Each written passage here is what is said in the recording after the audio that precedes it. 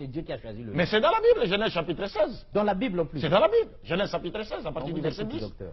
Est-ce que Dieu peut-il choisir un Pendant nom, ce temps, les hommes de Dieu fouillaient la Bible là parce que le docteur nous fait peur. un nom théophore pour un enfant bâtard?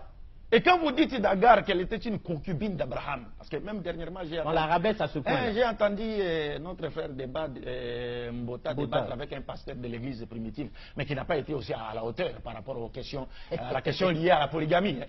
Il a dit, bon voilà, Abraham n'a eu qu'une seule femme, Jacob n'a eu qu'une seule femme, Rachel, toutes les autres n'étaient pas ses femmes.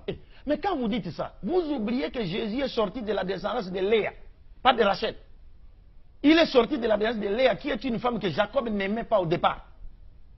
Et quand la Bible nous dit, quand Dieu vit que Jacob n'aimait pas Léa, Dieu fit de sorte que Rachel soit stérile, et il rendit Léa féconde afin qu'elle soit aimée de Jacob. Et donc Jésus est sorti de la femme qui serait une concubine selon Bota.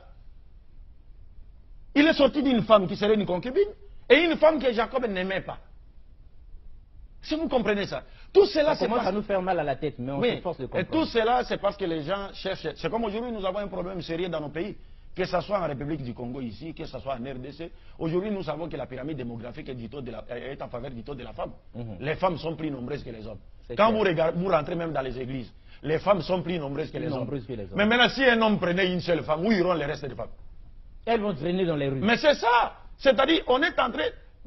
Ces gens-là sont en train de fabriquer, n'est-ce pas, des prostituées dans le pays. C'est clair. Parce que l'islam nous dit... Sur ce point-là, on est d'accord avec vous. Je termine avec ce point. L'islam nous dit, toute société qui bannit la polygamie au détriment de la monogamie n'est pas la polygamie n'est pas une obligation.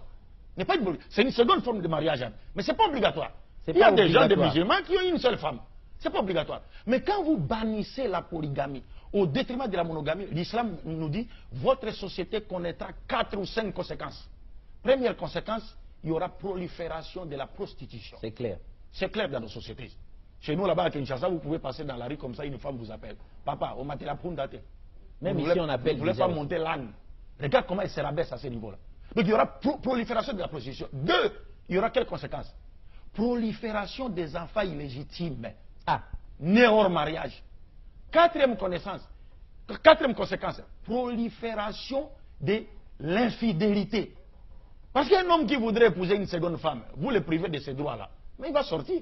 Il va sortir. Et s'il sort, même la femme qui est restée à la maison, la femme dira, ah, mais lui il sort, il va ailleurs. Il pense que, on appelle ça, moi je dois faire quoi? Elle va faire quoi? Elle va chercher à aller ailleurs. Ça va créer l'infidélité. Et enfin, c'est quoi? C'est la dépravation totale de mœurs. Parce que les femmes qui sont devenues plus nombreuses que les hommes vont chercher à satisfaire leurs besoins. Et là, quoi? Vous les condamnez à devenir, à se livrer en dessert et en amis gueule à des hommes mariés ou non mariés.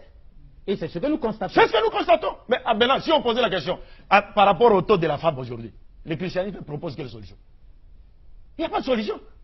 Il n'y a pas de solution. Homme de Dieu, on vous respecte, hein? Vous êtes archibishop, pourquoi on ne refuse pas? Mais regardez dans votre propre église. Il y a combien de femmes et combien d'hommes? Ce que tu as la ndengini, basi wana misusu, ce que tu as moko. Les restes, ils vont faire. Donc tout ça, c'était déjà vu et planifié. Le prophète avait tiré la sonnette d'alarme. Comme pour dire, si une société bannit la polygamie, qui n'est pas obligatoire, mais si vous bannissez complètement, alors attendez-vous à ces 4 conséquences-là. Et nous vivons ça. Et nous vivons ça. Et nous savons que Jésus est Mais depuis ce temps-là, pourquoi vous ne nous aviez pas dit? Non, on a toujours parlé de cela. Et nous disons que Jésus lui-même... Mais les hommes de Dieu doivent changer. Nous, on peut avoir 3, 4, 5 sœurs en plus, ça fait quoi? Oui. Monsieur Bongo, Jésus-Christ lui-même, que la paix de Dieu soit sur lui, est sorti de la descendance d'un homme polygame. Jacob a épousé 4 femmes. Oui, il a épousé la grande sœur de sa femme Rachel, la servante de la grande, la servante de la petite. Les 12 tribus d'Israël sont sorties de ces 4 femmes. Mais on ne nous a pas dit ça à l'église. Mais on ne peut pas vous dire cela. On a dit seulement les 12 non, parce que celui qui nous... Mais c'est sorti d'où? Mais celui qui nous impose la monogamie obligatoirement, c'est quoi? Ce sont les autres, les Européens et les autres.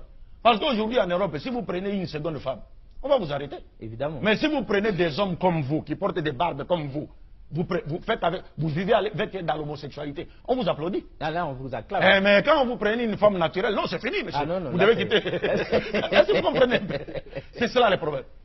Donc nous disons dépravation des mœurs. Dépravation totale des mœurs. Au niveau mondial. Au niveau mondial, dépravation totale des mœurs. Oui, mais pour revenir sur le sujet. Pourquoi on ne laisse pas les gens sur leur faim? On est